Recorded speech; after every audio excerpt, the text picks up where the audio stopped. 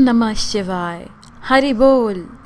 सृष्टि के आरंभ से ही एक तिथि बड़ी ही खास रही है, वो है कार्तिक पूर्णिमा। दोनों शिव केशव का सबसे प्रिय माह है कार्तिक। इस साल पूर्णिमा की तिथि 29 नवंबर और 30 नवंबर 2 दिनों में पड़ रही है, किंतु दोनों दिनों में पूजा विधि अलग है। सबसे पहले की बात, डेट के ऊपर काफ़ी कन्फ्यूजन है। शास्त्रों के अनुसार जिस रात्रि को पूर्णिमा की घड़ियां चल रही हैं, उस दिन देव दीपावली मनाई जाएगी, और जिस दिन उदया तिथि में पूर्णिमा है, उस दिन कार्तिक पूर्णिमा का व्रत रखा जाएगा। 29 नवंबर के दोपहर 12:48 से पूर्णिमा तिथि आरंभ हो रही है, और साथ ही कृतिका नक्षत्र का भी संचारण अनिवार्य है, जो 29 नवंबर के पूरे दिन है और 30 नवंबर के सुबह 6 बजे तक है। पूर्णिमा तिथि समाप्त हो रही है 30 नवंबर के दोपहर करीब 3 बजे। देखिए, पूर्णिमा यानी कि चंद्रमा की पूजा खास होती है, इसीलिए आज खास तौर से चंद्रमा और कार्तिक देव की पूजा की जाएगी। ये दोनों भी उस समय करेंगे जब चंद्रमा पूर्ण स्थाई पर हो और कृतिका नक्षत्र के संगत में हो। कृतिका नक्षत्र कार्तिक देव का नक्षत्र है, इसलिए यानी कि 29 नवंबर के शाम को ही 30 नवंबर के शाम तक ना पूर्णिमा तिथि है ना कृतिका नक्षत्र।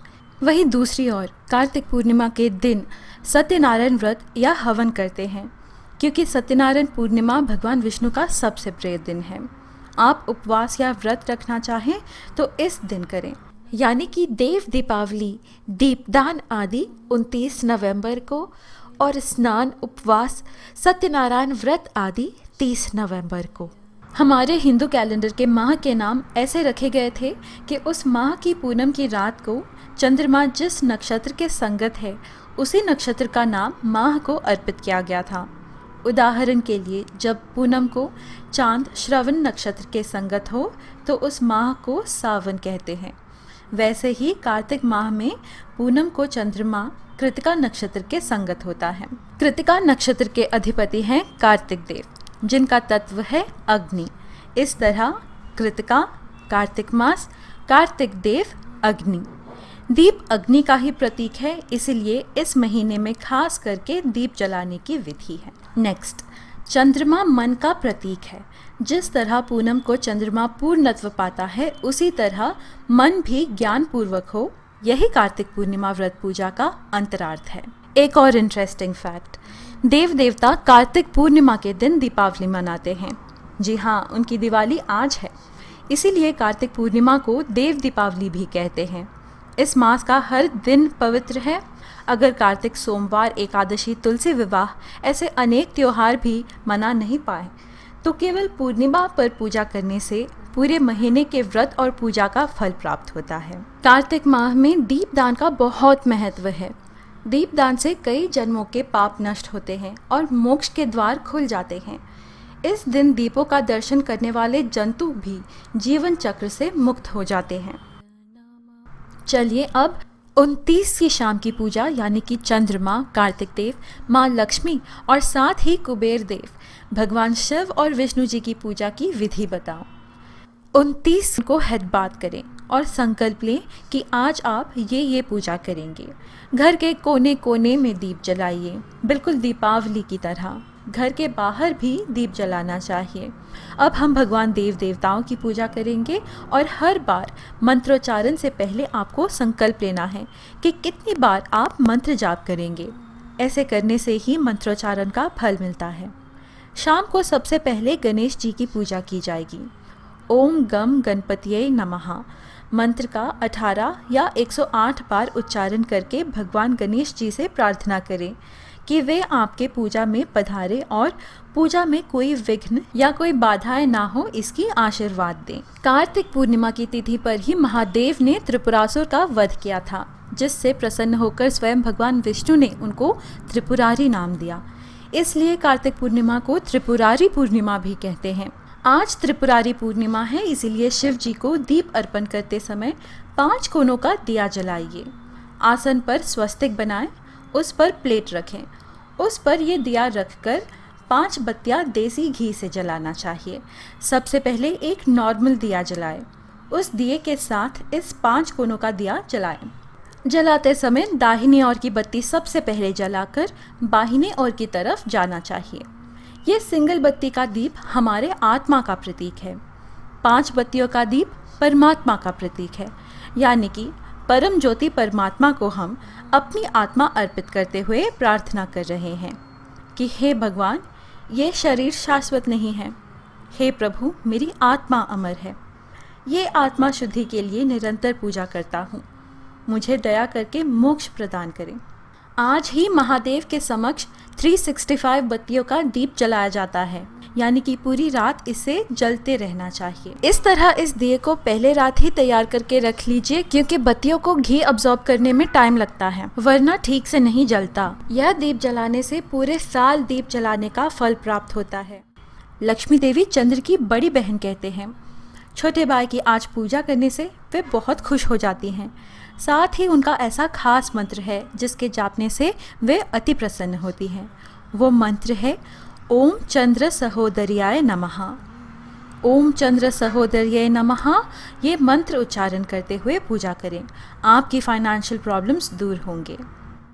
एक और ख़ास बात, आपको भगवान विष्णु की पूर्णिमा की कथा से याद आया है कि उन्होंने कुबेर जी को आदेश दिया था कि कार्तिक माह मनाने वाले को खूब धन दौलत प्रदान करें। इस तरह कुबेर मंत्र का जाप करें, धन दौलत और पैसों की आपकी हर इच्छा पूरी होगी।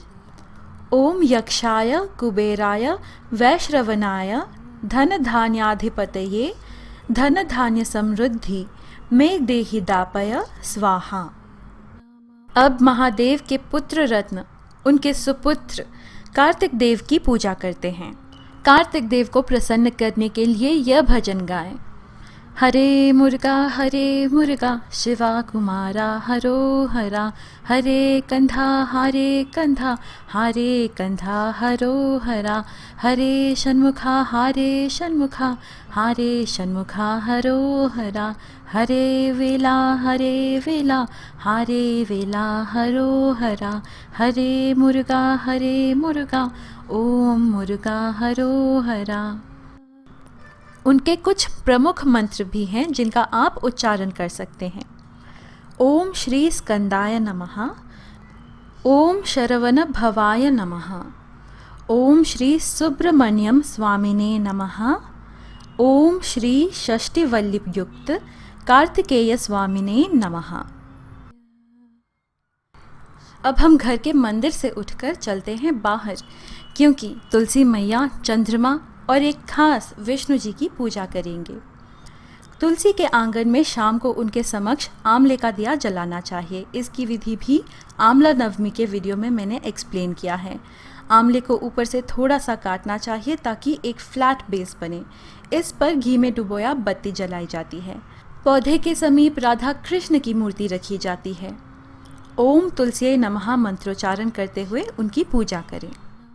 अब बारी है वन ऑफ द मेन पूजा की, यानी कि चंद्रोदय के बाद आंगन में या छत या कहीं पर जहाँ से चांद का दर्शन मिलता है वहाँ एक आसन बिछाकर उसकी साफ सफाई करके उसे रंगोली से सजाकर उस पर चांदी का एक बर्तन रखना चाहिए।